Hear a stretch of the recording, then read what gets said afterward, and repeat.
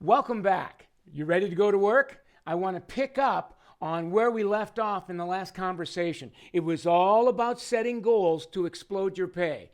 This conversation, we want to get into the how-tos, how to set the money goal. Now, I want to begin with setting it to take home more money. The take home money goal, as you recall in the last conversation, we talked about take home money, take in money. This conversation, all about take home. Next conversation, I'll show you how to link it to take in money. Now, whenever I'm having a coaching session with somebody in the salon about setting a money goal, two things come to my mind. I want it to be an annual goal, a yearly goal, and what I use is their W-2. W-2 form is a wonderful form to use because it shows someone what they earned in gross take home money the year before.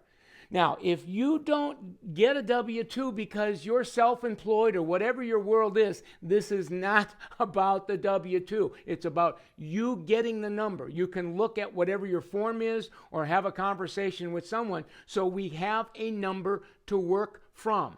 Now, I want to go back to the W-2 only because many people having this conversation are real familiar with it. And the example that I'm using here is somebody that's at 30,000. They're second year or third year behind the chair. What I want to really zero in on is that first box of 30,000. What I'm going to show you real quick is how I set a money goal on the W-2. I use 20% increase just as a rule of thumb because I think anytime someone's increasing their annual income by 20%, I don't care how big or small that number is, that is a big jump. If you don't like 20 because it's too high, lower it to 10. If you want to raise it to 30 or 40, raise it. The point I'm making is I want to use some sort of percent. So in this example, what I'm doing is taking 30, and to figure out how much more money that is, we multiply it times the 20%. So I'm going to show you a real cool little calculator that I used that gets this done for me. It's called My Script Calculator. There it is right here. I'm holding it. It's a blank screen. You download it on your iPad or mobile device or Droid. You can get on the store. It's for free. And I'm going to show you what to do. I take my finger and I'm going to go 30,000 because that's the example we're using, and I'm going to multiply it times 0.20. You got to see what this is going to do.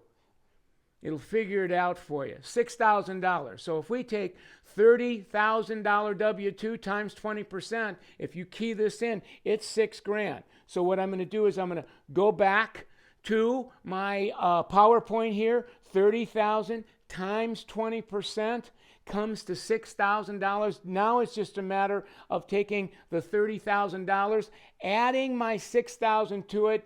Don't look now, gang, but we just set a money goal to increase to $6,000 on somebody at $30,000. Isn't that cool? It's real quick. It's easy. Now, I can hear some of you thinking, you're back there saying, well, you know what though, Michael? I have a W-2 that's higher. Mine's at 40. Well, go ahead and use the same formula. $40,000 times 20%. If you key that into a calculator, you should get an $8,000 increase. You take the 8, you add it to the 40. Don't look now, but you've got a goal to take your $40,000 last year take-home pay to 48. You can, if you're operating at an even higher level, it doesn't matter what your W-2 is. This one's 60,000 times 20% equals 12.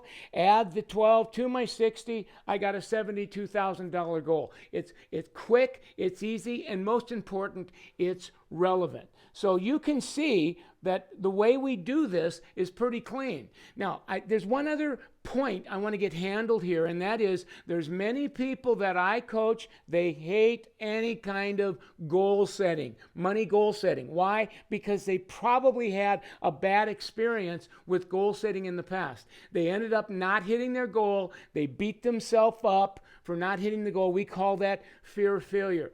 I want to help you to get that out of your mind right now. As far as I'm concerned, it's not about hitting the goal. It's about making more money. So if somebody were to set a $40,000 W-2, and I want to make 20%, I'm going to go to 48,000, and I work hard this year, and I end up going from 40 to, I'm going to pick up in 46,000. My goal was 48, it's 46. I'm going to celebrate you all day long, and here's why. I don't know that you would have hit 46 if you hadn't set 48.